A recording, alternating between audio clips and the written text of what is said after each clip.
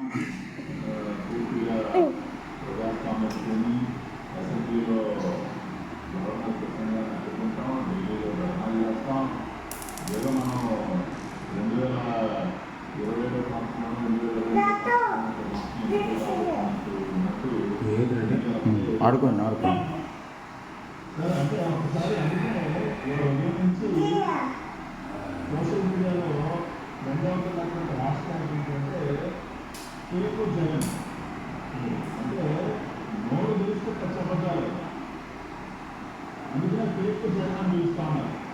అంతేకాకుండా వైఎస్ఆర్ కాంగ్రెస్ పార్టీకి కొత్త ఆఫర్ కూడా చెప్తా ఉన్నారు ఇవాళ ప్రజలందరూ కూడా.